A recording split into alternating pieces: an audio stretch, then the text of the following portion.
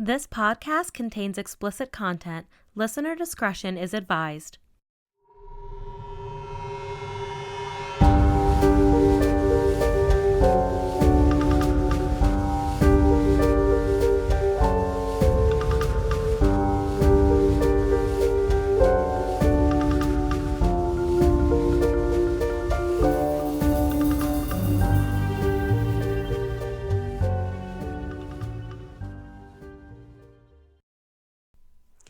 Welcome to the Creepy Cannabis Podcast, where we chat all things creepy, cannabis, true crime, paranormal, and weird. I'm Madeline.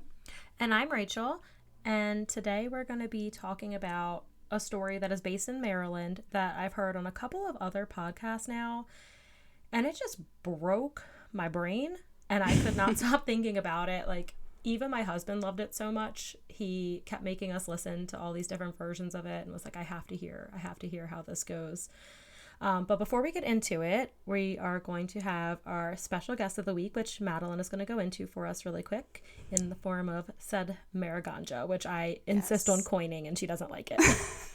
I never said I didn't like it. Your eye said it. You didn't like it.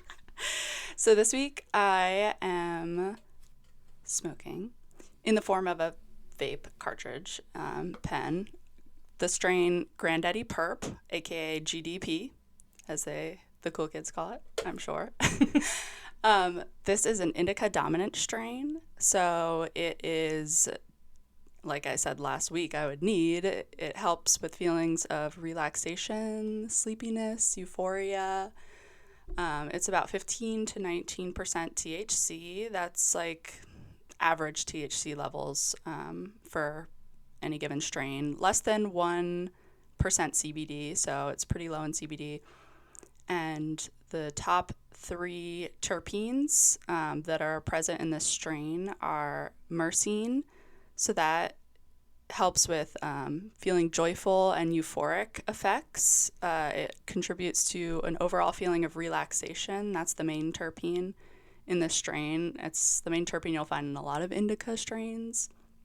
The next one is, I'm probably going to mispronounce this, caryophyllene. It's anti-inflammatory, antioxidant, and has antioxidant effects. It helps relieve pain, anxiety, and it's really good for treating seizures. And then the third most prevalent is pinene. This is a pretty common terpene. It's anti-inflammatory, antimicrobial, helps with, it's anti-tumor. Oh. So it's really good with cancer-fighting properties, and it's an antioxidant. I definitely think you're going to need every bit of the relaxation. Anti-inflammatory. Yeah, you're going to need to anti-inflame your brain, your heart, and your soul. Yeah, the anxiety and pain for sure. This is definitely Granddaddy Perp. It's been around since 2003, I believe that I read, and it was specifically created to be a really relaxing, soothing strain for anxiety relief. So it's definitely ideal for consumers looking to combat stress, insomnia, appetite loss, because this is going to make you hungry. Oh, God. And muscle spasms. So, like, lower back pain, really good. So that's what I'll be using today. Don't need anything to make me hungry. It's definitely, versus last week, which was a sativa, even though it was an edible. Edibles, they enter your bloodstream differently and takes longer because it's through your digestive it's like more tract. even versus like a... Right. Instead of like being accepted through your lungs when you're inhaling, it's like it goes through your stomach and all that like stuff, so it takes longer. So it takes an hour to kick in. Oh, well, you're going to need this to kick in immediately for sure. Yes, it's okay. I've already been consuming Okay, well, because this one's real beefy, she's real thick, and there's a lot of information, and believe it or not, this is the most pared down I could get it. I am just going to jump right in. So we're going to go back to March 11th, 2011, which was a Saturday morning. Coincidentally, the woman's name is Rachel, like me. And she arrived at the Lululemon store that she managed in Bethesda, Maryland. She arrived like a little bit before 8 a.m. And was surprised to find the door unlocked from the night before. So, AKA way too early for that shit. Yes, first thing in the morning. 8 a.m.? No. No, before 8 a.m. Not before 10. She could have been there at 7:30. We don't know. Oh, So I close a lot where I work, and I can assure you we check the doors like 3 or 4 times. It's not an exaggeration. Yeah. Because you're locking your business. Yes. Yes. And it's not your business, so your boss is coming for you if you don't lock up correctly. Well, you'll lose your job. Correct. Not correctly. I will correctly lose my job. I won't do it incorrectly. So, much like the OCD person that I am, the manager that was closing the night before was named Jayna Murray, and she just simply wouldn't have left the store unlocked. So at this point, Rachel was immediately concerned. Jayna was known as an overachiever, responsible, and just an all-around wonderful person. She was active and athletic and truly grabbed life by the horns. She honestly sounded like the type of person I'd like to be, but never will. It's fine. It's an ideal. I'm not going to be athletic, so... So, just not the type of person to forget to lock up at night. Also, just like a side note, because as I was researching this, I was just, looking up pictures and stuff, and she was just so beautiful. Just one of those people that just was so charismatic looking just from a photo. And not that you're any less worthy if you don't come across as typically beautiful, but she just really was, and I noticed that about her. So I guess Rachel felt safe enough to enter the store for a few reasons. I mean, I don't think we ever really think that anything truly heinous. I would have noped the fuck out of there. Just from it being unlocked, you were like, no, I'm good. I'm not doing it. But you don't think that type of thing is going to happen to you, like anything truly horrible. It's kind of something that happens. I do. That's why we have a true crime podcast, not a documentary podcast. This is a documentary of sorts of our life that we can't get together. Our trauma. But the store was also located in a really busy shopping district, and the Apple store that they shared a wall with was launching something new. So, the sheep were all lined up outside for their new toys. Every 6 months. Yeah. So just not the same vibe as like when I'm opening work, and, I work from sun up till sundown, quite literally. So when I get there, I'm the first person there alone, and it's dark. And if a door were to be unlocked, like, I would definitely be super hesitant to go in just because I don't have any backup. I'd be like, help! No one would come. Maybe the McDonald's employees next door. So, I don't know. That's speculation, but I feel like I would probably feel a little bit safer to attempt it if there was, like, a whole crowd of people outside. Just a thought. Yeah. So... as you might expect, or as at least what you would expect, she walked in and she did find the store completely in disarray with items thrown all over the place. The TV was broken, just completely ransacked. Mm-hmm. I mean, possibly she was assuming it was vandalism or robbery because she did continue to walk into the store up until the time that she saw a lot of blood and bloody footprints. That's not funny, but like... really, that's the turning point for you is when you see the blood. If I saw it ransacked, I would be out too. Just because, like, I don't know if they're still there. Right. That's what I'm saying. They could be in the bathroom. Heard you walk in or something. Yeah, you just don't know, like, when that happened. But also, I looked up these photos alone at 3 a.m. in the dark. Yes. And it was fucking horrific. Like, the amount of blood, that's it. I'm out. But either way, she noticed at some point that she was standing in the blood. And at this point, I think she was like, nope, I'm out. She pulled an Arnold Schwarzenegger. She was like, hasta la vista, baby. I'm getting the fuck out of Dodge. So much like that accused witch from our Salem episode, she was like, no. So she runs back out into the safety of the crowd. I assume confused and terrified. But my response to fear is to freeze until I die. So good on her for at least getting out of there, because like a deer in headlights. I would have just stood there frozen until another employee arrived. Just like in the same exact spot with the blood on my feet, just like, nope, can't do it. So at some point after realizing something was wrong, a man named Ryan, I believe, did offer to help her. I don't know exactly what she said to him. Like, was she like, hey, there's fucking blood everywhere? But for whatever reason, he does offer to go back inside and look around. You said you worked there? No, he was just outside, like, in the massive... trying to buy an iPhone. I guess. I don't know if he was there to buy an iPhone or just, like... trying to buy an iPhone, and he's being asked to see if there's a dead body in this. But do you think she was like, oh, I think somebody broke in? Or was she like, there's a fucking sea of blood? Well, I wouldn't go in there if someone said there was a fucking sea of blood. Well, I'm trying to determine how heroic he was. Like, did he know there was a sea of blood or not? That's I'm not sure, but he did Unclear. go back inside and look around. I want to believe that I'm a strong, independent woman, and I don't need no man, but I would definitely feel safer having a guy go into the bloody dungeon first. But truly, I'd rather just have anybody go inside. Him, but I would just call the cops. I mean... Like, the fuck is Ryan gonna do?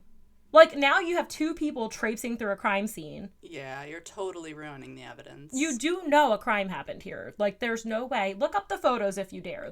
I'll post them on our Instagram. There's just no way. The only thing is if you think they're alive still, then obviously you need to go in and help them, but... I mean, okay. That's fine. But unclear. Did they even see the bodies yet? No. No, so she hadn't seen any bodies yet. So Ryan, who I dubbed Ryan the Awesome because that's the only way you would do this, he does go into the store to find exactly what Rachel had seen, but he does walk further into the back hallway and sees all of the blood. And like I mentioned, there's zero exaggeration. The entire hallway was covered in blood, like up the walls, like all over the floor. It reminded me of that scene in The Shining when like the blood just like pours out of those like elevators or whatever. It almost makes you wonder how that was achieved. Yes, like truly, how does a person have that much? I've seen Dexter. Blood spatter is very detailed. Yeah, the amount of force you have to like hit things with and like the swinging and stuff to get the blood splatter. Because I'm pretty sure some of the blood splatter was like 6 feet tall, 6 feet high. So Violence. It was ridiculous. But he sees all of that, every nook and cranny of the hallway from what I could tell. And like I had mentioned, like a fucking distance all the way up the walls. So he does come to a body that's face down in a pool of blood, as well as a woman in another room who was lying on her back with her arms outstretched over her head. She was covered in wounds on her arms, chest, and face. She was restrained with zip ties on her hands and ankles and had a slice or tear in the genital region of her pants. Presumably she had been sexually assaulted. So she was lying there in like this horrible compromising position, which I can't even imagine. Like, just being a girl is so truly horrifying. The fact that the pants were sliced means that there was a knife. Like, near your genitals. Correct. Yeah, I mean, aside from the other obvious...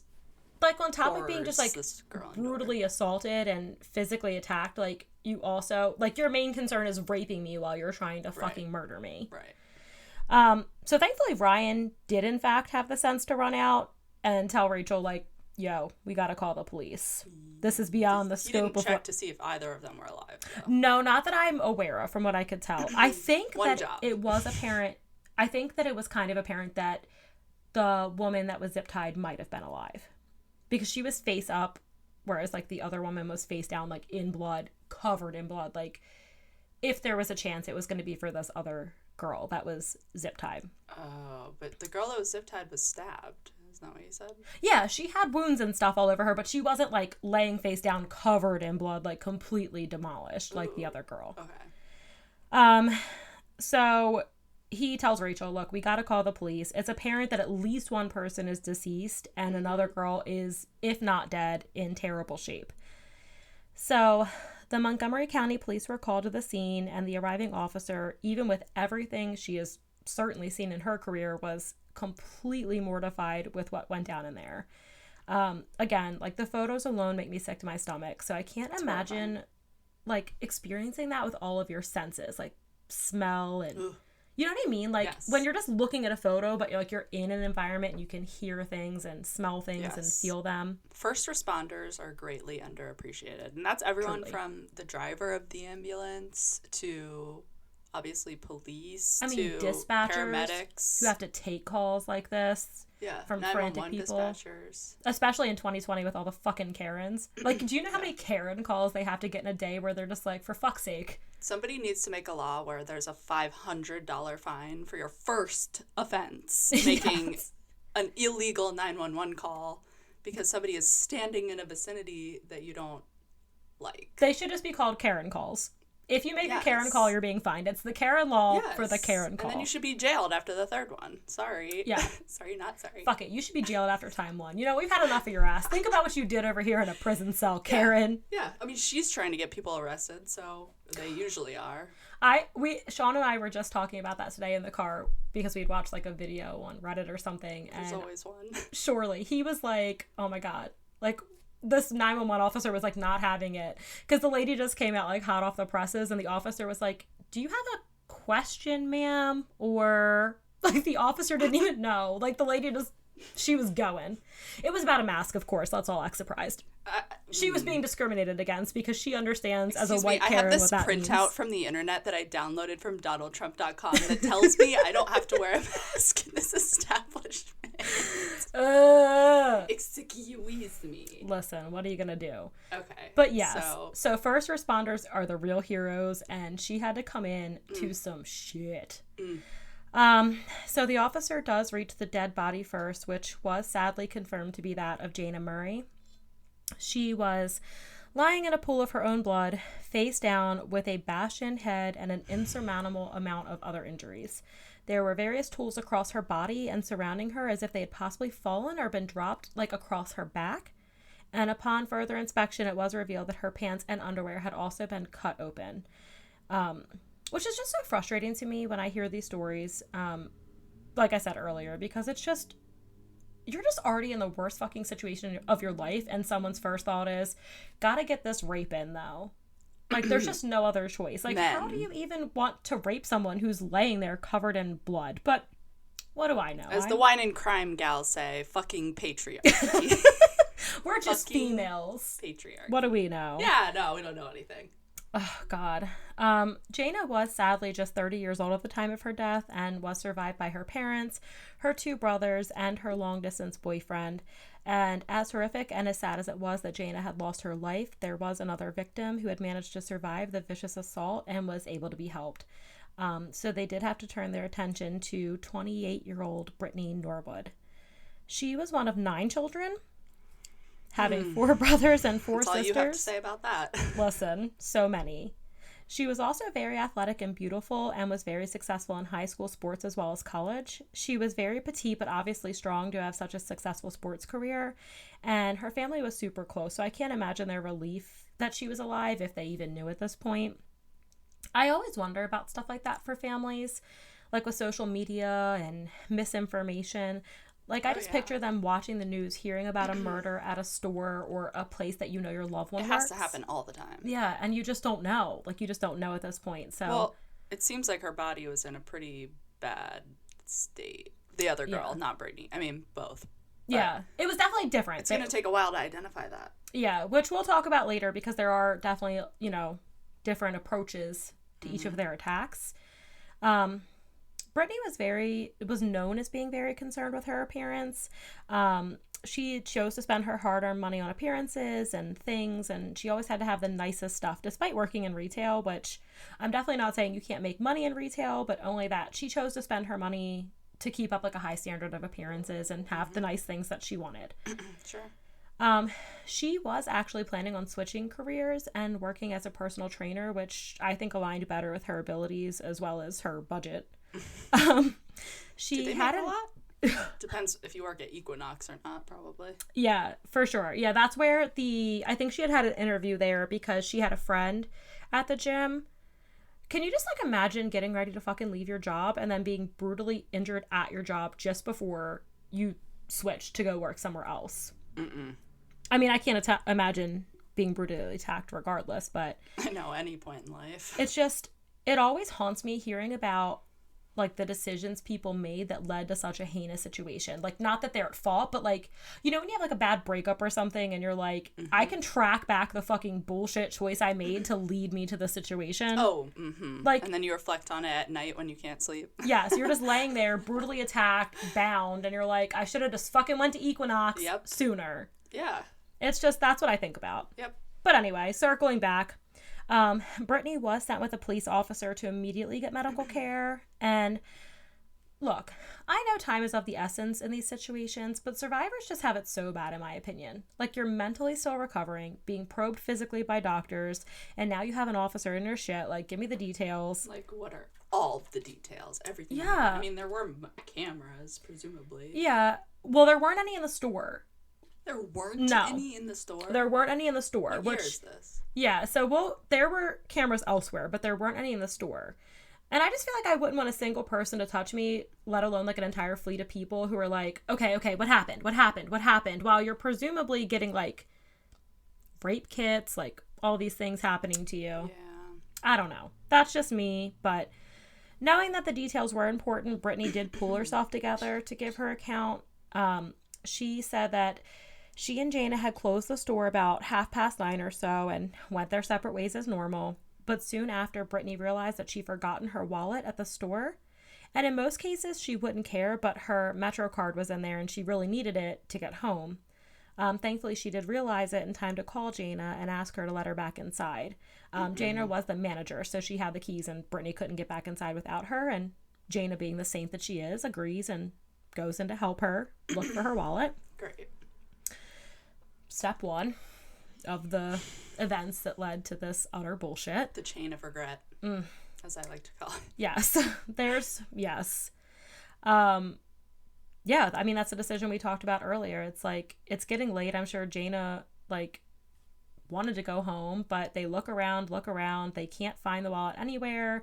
Jayna's helping her search. And at this point, Jayna's just like, whatever. I want to get in my car and go home. I have a vehicle. Just take my Metro card. Because she's an angel and I would have suggested that immediately and been like, find your wallet tomorrow. Yeah, I'm too tired and lazy for that bullshit. I would have been like, can I just give you a ride home? No. Like, yeah, I don't even care. That's truly what I would have said. I don't even care. It's not but, happening. I mean, this is it. This is the decision. They searched around. They couldn't find it. She offers her Metro card because she has a vehicle, and she's like, fuck it. So, of course, right as they're leaving, Brittany reports that they are completely bum-rushed by 2 men dressed fully in black with their faces completely covered. Because she couldn't see them through their disguise, all she could offer was that one was really, really tall and the other was really short.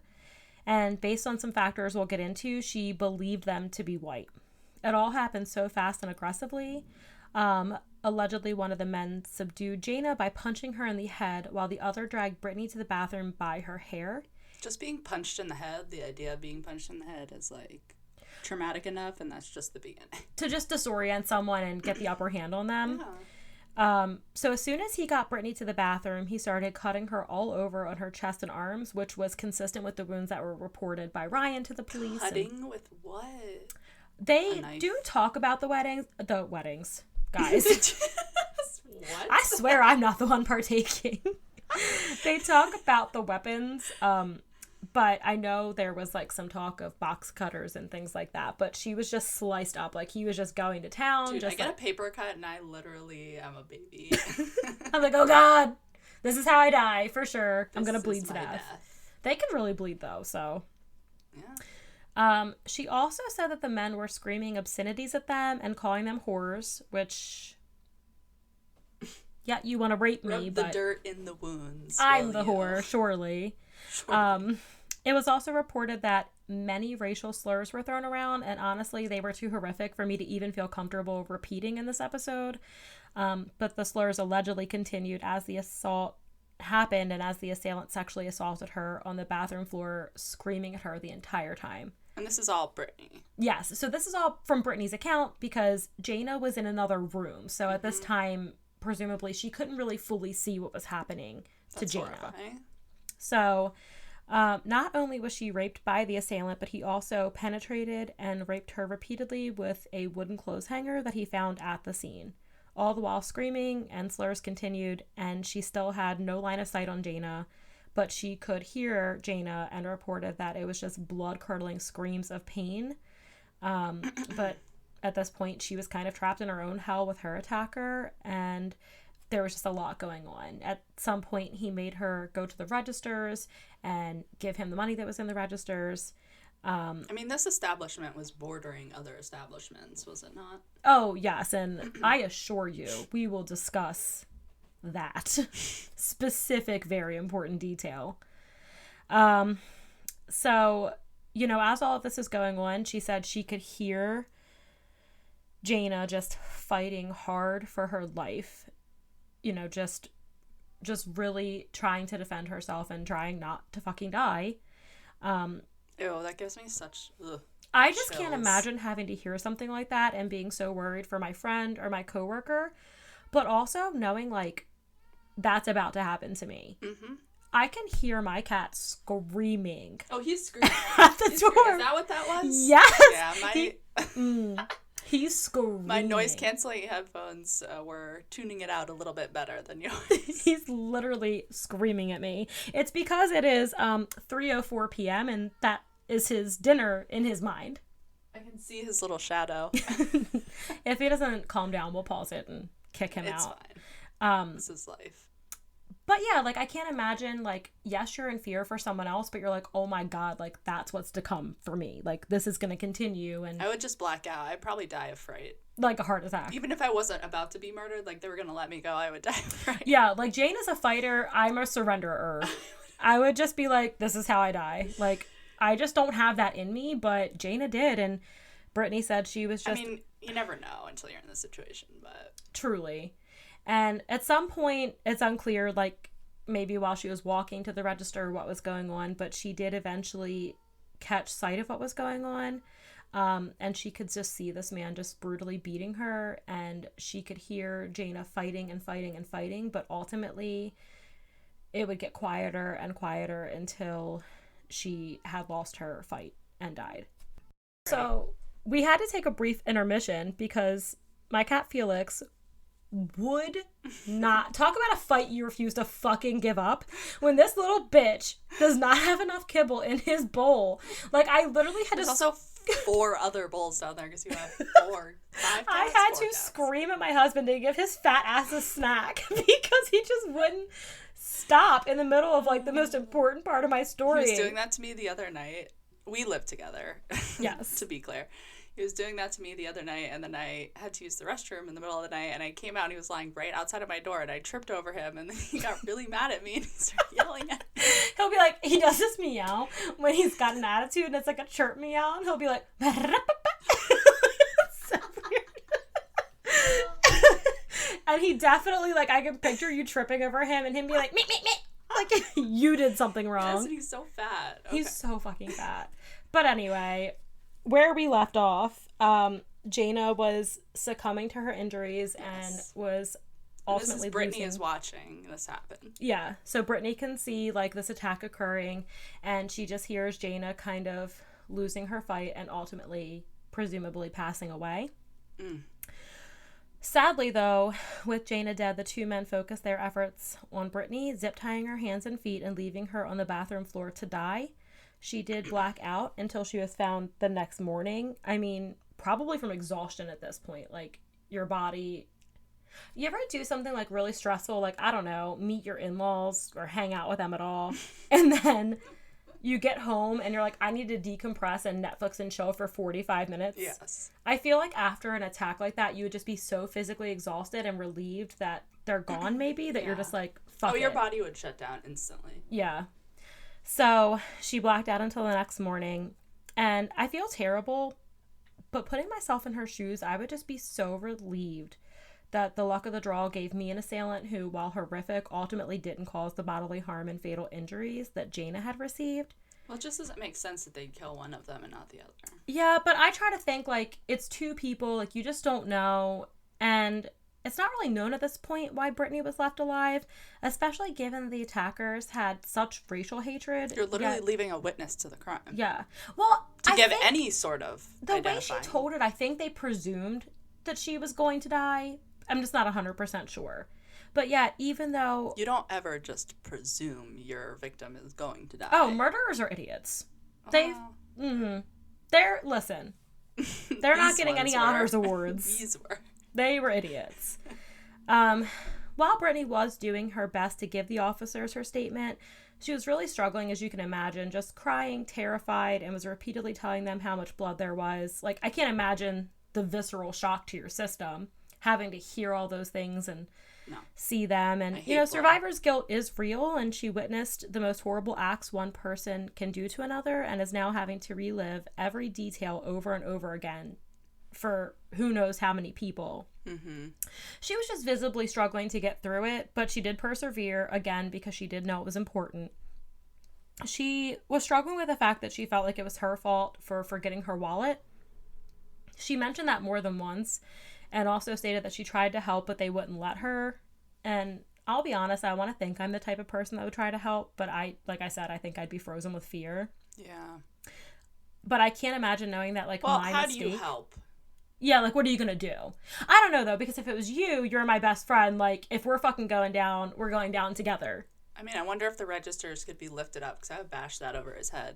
Yeah. Easy. It's just, like, I don't know. When I'm watching horror movies, I'm like, I would get away with this, and I would... But it's probably like when you're in a dream and you're trying to run somewhere, and it's like your foot is stuck in molasses. And you just can't move. You just can't do anything. That's how I am, like, when I hear a scary noise in my house, so that's probably what would be happening to me. But I just can't imagine knowing that, like, I shouldn't even say her mistake. Like, people leave their shit places. It doesn't mean you're gonna die. Yeah. I've forgotten things at work before and had to go back in alone in the dark to get them. And even that is, like, too much for me. So I couldn't cope with knowing that everyday occurrences could just cost somebody their life. Yeah. She also reportedly frequently asked how Jayna was doing, and was apparently unaware that she had actually died from her injuries at this time. So, simultaneously while this is happening, an autopsy is being performed on Jayna by Dr. Mary Ripple. When I was reading the notes about this, I got so nauseous. I don't even think the most experienced forensic pathologist would have been prepared for the atrocious discoveries that were made during her autopsy. It was reported that Jayna received hundreds of different wounds by multiple different weapons. Of those injuries, there were 232 blunt force injuries and 99 sharp force injuries. There were more than 100 wounds on her head alone, which was cracked in 8 places, and her face was unrecognizable. Wow. There were 37 injuries to the back of her head, including a 3.5-inch knife wound lower near, like, her neck. 3 inches is so long. Yes, like, it's like your whole index finger. Yeah, probably even more.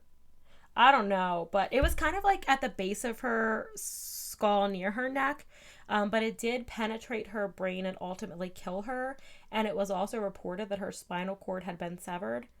The total injuries were counted as 331, not including any overlapping wounds that couldn't be clearly counted. The person counting these wounds, though. Like, can you even... I cannot... Well, I don't have the stomach for that. Which is the podcast that we listen to, Morbid, and one of the girls is, like, she works for a morgue, maybe. Autopsy. Yeah, she does... Maybe she does... I don't know if she does autopsies. I think so, though. I don't know. You'll have to check it out. I think their Facebook page or their Instagram, it says, like, what she does. But basically, I'm not capable. I have a hard time, like, killing spiders in my house, let alone, like, viewing actual dead bodies. No. But out of all of these terrible injuries, 105 of them were labeled as defensive wounds, which did align with Brittany's account that Jayna fought extremely hard until the very bitter end when she finally and mercifully died. The severity of her injuries and clear overkill make it more than apparent to officers that this was not an attack by a random stranger. This type of torture would only be inflicted by someone who knew Jayna and was obviously based in pure anger. It would also explain why they... Very personal. Yeah, super personal, which explains why the brunt of the assault was to Jayna and Brittany was ultimately spared. Because you have to be a monster to commit these acts of violence regardless. However... It's clear that Jayna was the target in this situation just because of the amount of It's just overkill. Weird that they would do it at work. Yeah. Like, there's so many other opportunities to, like... home. Yeah, to murder somebody. Yeah. But because it's clear that they knew her, like, maybe they knew there weren't cameras in the store, like, you just never know, or when you're going to get up the courage, or, like, what the situation was. Trust nobody. The forensic pathologist made a statement that she had never seen that many defensive wounds on any other victim she had ever examined, And keep in mind that Dr. Ripple has completed over 3,000 autopsies. She very sadly also confirmed what we kind of already knew from Brittany's account, which was that Jayna was alive for almost all of her assault and fought so incredibly hard. She was able to determine this, as well as the fact that the fatal wound was the one that penetrated her brain, because all of her wounds bled and bruised. This could only occur like if your heart is pumping blood to your body to try to heal those wounds. That's what that is. That is what that is. Yes. It just, you know, hearing the story, researching the story, putting this together, like all the times I've heard it and I'm still not desensitized to the bullshit. Yeah, no. So, like we mentioned, there were a myriad of weapons used in Jayna's murder. The official count is unknown, but suspected to be somewhere between 5 and 10. But they could confirm a couple of weapons for sure, which was some box cutters, I think a couple different kinds, a hammer, a wrench. Like, they brought all these fucking tools with them? No, these were all from the scene. So that's what we'll talk about too. There was a metal mannequin pole, like that, I guess, like that supports a mannequin, and a metal rod that you use to grab clothes from like the higher shelves. And then a razor and a rope, which they found that on her neck. So that one was like a given. So as you can all but imagine, the people in the town were terrified. I mean, there's two men clearly harboring a lot of hatred and just running free after a brutal attack and murder. The officers assigned to the case are doing the best they can to quell these fears and resolve this as soon as possible. They get a ton of tips, but sadly, I mean, that could almost be worse, because if you think about it, you have an entire town of people on edge, probably calling in every little sound they hear. Yeah. Rachel It's gonna bog down the investigation. I could not make a word to save my life just then. I definitely said okay, Rachel tensions.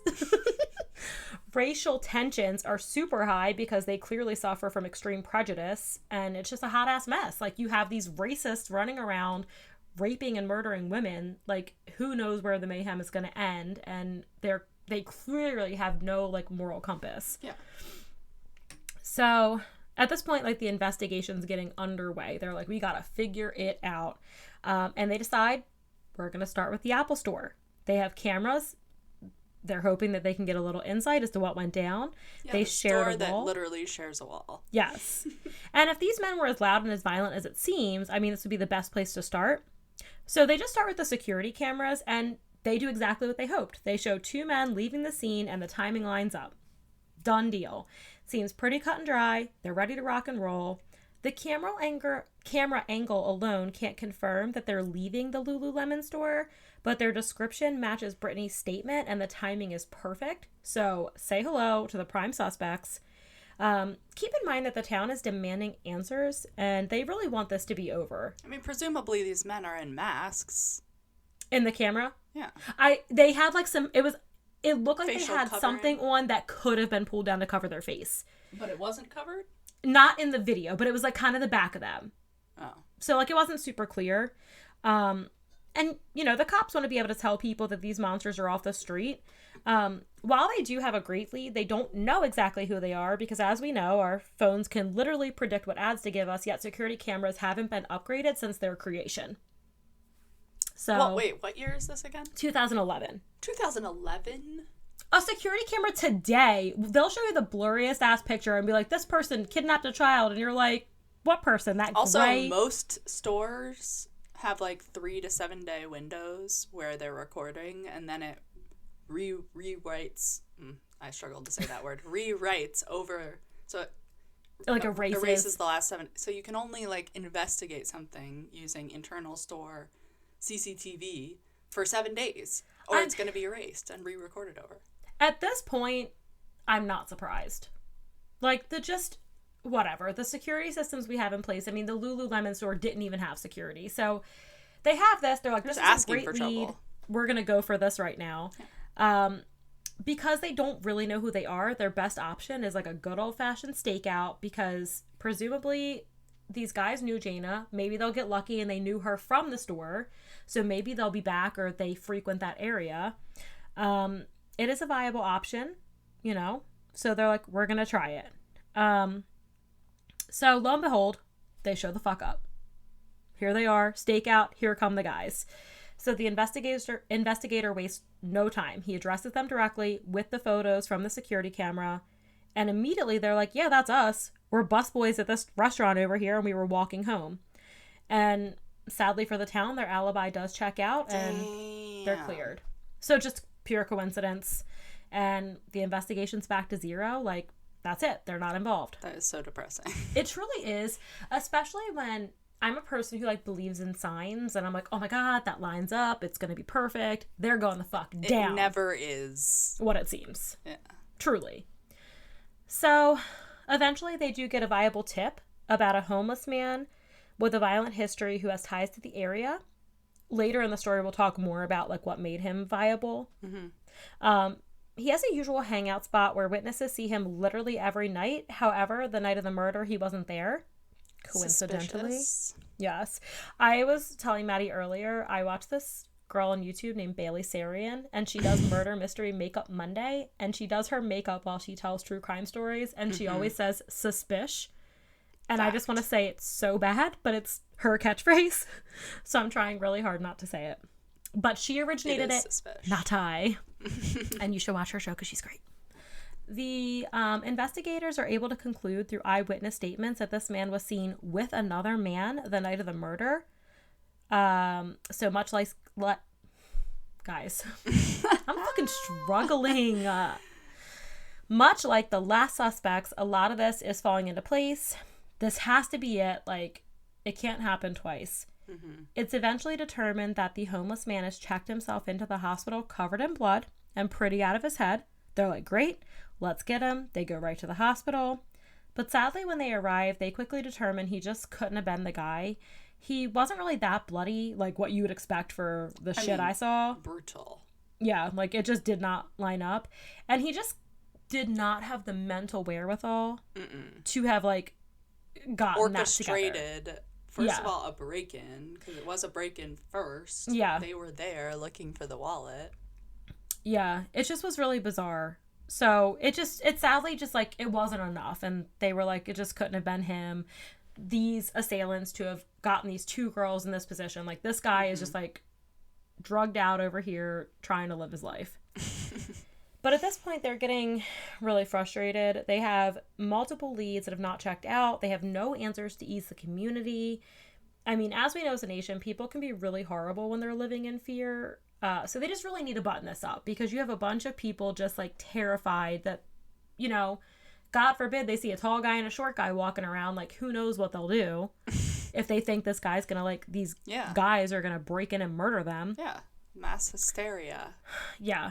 So at this point, investigators, they're getting desperate, and they're like, you know what? Let's go back to the Apple store. The cameras didn't really give them what they needed, but like I mentioned before, they were open at the time of the murder and shared a fucking wall.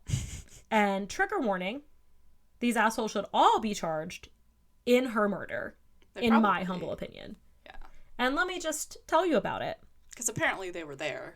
Yeah. Oh, they were there. And, you know, Brittany's telling them, like, these people are screaming racial slurs and things at us. Like, I could hear my cat in the next room. Like, you mean to tell me you can't hear a brutal attack? Yeah.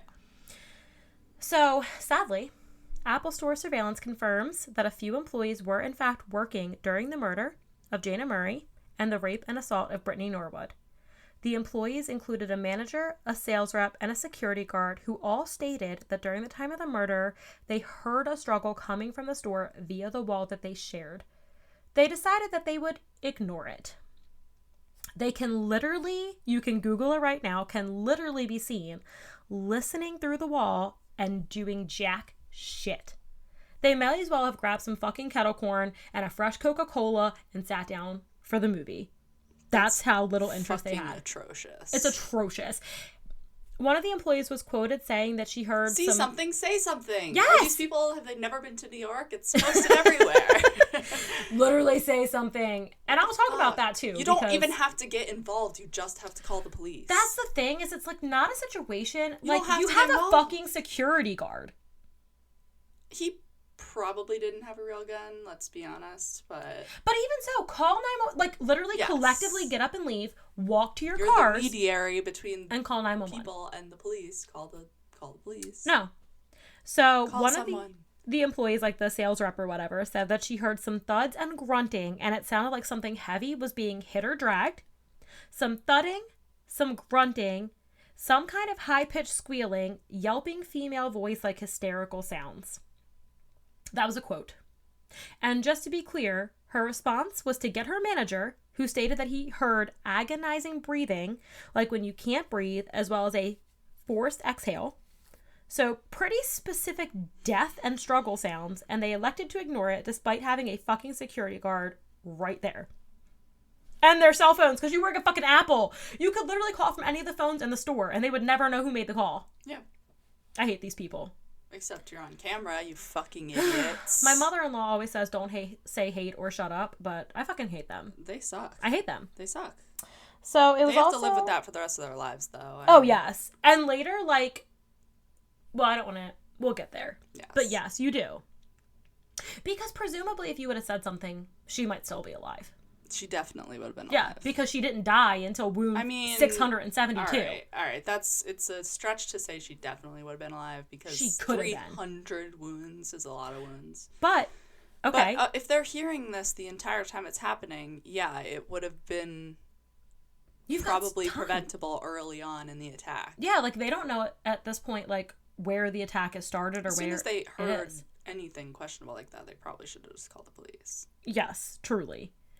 It was also reported by one of the employees that a woman's voice was heard saying, "Talk to me, don't do this, talk to me." Clearly saying don't do this, and you think that she's not in terrible trouble. So eventually they hear what they believe to be the same voice saying, "God help me, please help me." It was followed by panting sounds. And at this point, all I can picture is this disgusting man breathing heavily over her body, and I want to literally fucking vomit. Yeah. So the investigators aren't having it and flat out ask the manager, like, why the fuck didn't you call the police? Like we said, calling them doesn't put you at risk. You dial 3 fucking numbers. They could have called and said nothing, and I think a police officer would have showed up. But... That's true, actually. Whatever. Well, they'll call you back. The manager was quoted saying that he felt as though it was some girl-on-girl drama. Which, if that's not the most chauvinist shit I ever heard in my fucking life. First of all, girls murder girls all the time. Like, girl-on-girl drama. Do you think girl-on-girl can't escalate? Like, you ever see a girl fight at, like, a fucking bar? That's the scariest shit I've ever seen. You get a girl in her pack, you're going the fuck down. Going down. So, listen, I've been a girl my whole ass life, and I ain't never experienced that degree of female-to-female drama, but what the fuck do I know? Cool. I'm also an introvert, so... Whatever. I don't want to fucking hear it from them. Like, there's no excuse I can make in this podcast for their behavior. No. You know what the fuck you did. So, as you know, like, investigations have multiple parties working different angles, and all of this is happening within the first few hours and days of the attack. So, yes. While the story is long and kind of I'm finding these places to pinpoint it, like, everything's happening at once. Oh, yeah. So, simultaneously, forensics finds a pair of size 14 men's shoes hidden on a shelf in the store. And oddly, while they had blood on them, the bottoms were cleaned off and they were fucking hidden. How do you clean off the bottom of shoes? I guess, they're like... ridgy. I mean, I guess if you clean them off right when it's fresh, you just rinse them. I don't know, because I'm not an expert in cleaning up fucking crime scenes, but... Murdering people. They were compared and determined to be an exact match to the shoe prints at the scene. And I think this is the first time that the police were like, pump the brakes. What the fuck? Like, there's no rational explanation as to why a murderer would clean his shoes and leave them there. And with the amount of blood... Clearly Lululemon doesn't sell fucking Nikes. Yeah, I don't know. I also feel like you would see another pair of prints from, like, what he left in, or, like, some drag marks from, like, his socks or his bare feet. His actual foot. Yeah, his footprint. And... like, it's all happening kind of parallel, so I think simultaneously this is why, like, that homeless guy was looking pretty good, because they were like, well, maybe he, like, carried his shoes or, like, was stealing some shoes. So that wasn't happening, like, over here. It was, like, kind of all at the same time. And they were like, okay, well, maybe this could fit, but they're also ruling him out. And it was just kind of, like, all at once. Mm-hmm. So it seems like we're like, oh, no, he's already been ruled out. But at the time they found these shoes, I don't believe he had been ruled out yet. So at this point, the lead investigator's like, okay, like, dead end after dead end, let's just circle back to Brittany, because maybe now she'll have had a moment to, like, catch her breath, offer some additional insights, like, you're not fresh off the presses with trauma. Mm-hmm. She had actually already been discharged 24 hours after the attack, since medically her wounds were classified as superficial, which just means that they weren't concerned about her having any issues with being like out of the doctor's care. Even one large wound that she had like across her forehead was still labeled as superficial, but it did require like sutures. That's suspicious. It is a little suspicious. So none of her wounds were more than skin deep and never penetrated the muscle. And at this point it was like odd, but like she had a different attacker, so maybe he didn't have the stomach for what had been done to Jayna. Like they're like, okay, that's weird, but like can be explained at this time. As they had hoped, she was able to bring up a few more details than what she had previously disclosed. In my opinion, it's unlikely that she forgot these details, but maybe she'd been too ashamed to like say, because she did state that at one point her attacker threw her onto Jayna's body and told her that the only reason she was not in the same position is because, quote, she was more fun to fuck, which is disgusting. She was reported as being like just as distraught as with her first statement and had a hard time getting everything out, but otherwise her story was completely consistent and nothing else had changed from like her original statement. They did ask her about those shoes though, because I do think at this point like that homeless guy had been ruled out. And she told them they were from the store. So I guess they had like a few men's items there. But that stood out as especially bizarre because even if you brought nothing else to a crime scene, like surely you would bring your own fucking shoes. And furthermore, why were they clean and put on a shelf? So wait, did I miss something? Were they sold in the store? Yeah, just then. So when they asked her about them, I did miss. I was zoning out. It's the when indica. We were doing the Salem episode, you were like, they brought in an outside guy, and I was like, wait, did he live in Salem? And you were like, no, he is an outsider. He's an outsider. It's fine. Look. We're doing our best here. Understood. Okay, it's hot as hell in this room. My brain cells are being fried. Yeah, but like, why wouldn't they have shoes coming into it? Right. Well, that's what they're saying. Like, at this point, it's just not making sense. But you have to remember that this is all happening at one time. Like, they're speaking to her 24 hours later, which means this is in the first 24 hours that they're, like, doing all this shit. The first 48. Yeah. Oh, my God. That show's so fucking terrifying. At this point, though, one of the investigators in particular just could not rectify some of the discrepancies that were coming to light. It was clearly a super personal crime, yet their attackers didn't bring weapons. They only used what was available at the store, even the coat hanger that was presumably used to assault Brittany. Furthermore, the zip ties that were used to restrain her were on one of the shelves. So it's a big risk to attack two strong, athletic women, not bring any sort of weapon or restraint, even for two grown men. They didn't even have a gun? No. They had... No. They just used what they found at the scene. And it also really bothered him that while there was so much... I don't understand how it would escalate then. Right. With no it's gun. Like, even if I would you're run like, out the door. This is it, I'm going to do leave. I would run away. Yeah, it's like, it's just a big risk because even if you're stronger than them, like, it's a big risk to subdue two women. And that's why the investigators, like, I don't know. But again, his other thing was that, you know, Brittany said that this guy that attacked her had a lot of racial hatred, but yet her injuries were completely superficial, and Jayna's overkill. Thing, though. You know, racists are usually way more violent. Right, and you'd think then the assault would be worse on Brittany because you clearly have this hatred that you're brewing. Because she didn't ever say that there was another verbal reason for this attack happening. Correct. The only reason she gave is that they were like basically like women shaming them, and then some racial things. Right. I think there's a book written about this, and I'm probably going to butcher... I think it's called The Yoga Shop Killing. But from my understanding, that it goes into a lot more detail about the things that she said, that they said. But I just had no interest. Like, you said terrible things. I don't need to know anymore. Oh, no. Yeah. So, I think, though, we can all agree that the most ridiculous and suspicious detail is these shoes.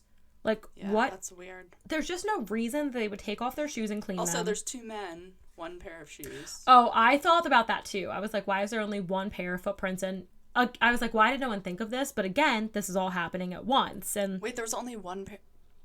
There's only like, well, if you look at the scenes, like you can see what I assume are these big ass footprints, and then you can see some like smaller footprints that I think were Brittany's from when they, like she was saying she was taken to the register.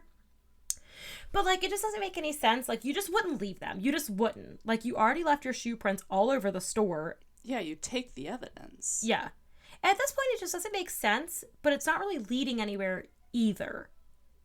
Because just it just... confusing. Yeah.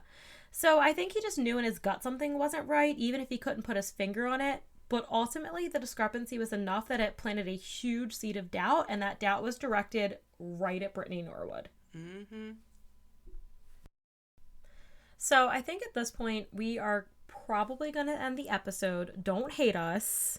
Listen, we're going to film it all at once because that's just how it's going to be. But it's 54 minutes already. Yeah. Just to be kind to you. And we're going to release it one day after each other, so you don't have to wait. So you don't have to Google and look ahead. You can just wait a mere 24 hours and you'll get the other half. And clearly I gotta feed my fucking cat because you know. Yeah, he's hungry. You know he ain't playing. But thank you for listening, and we'll talk to you soon. Bye!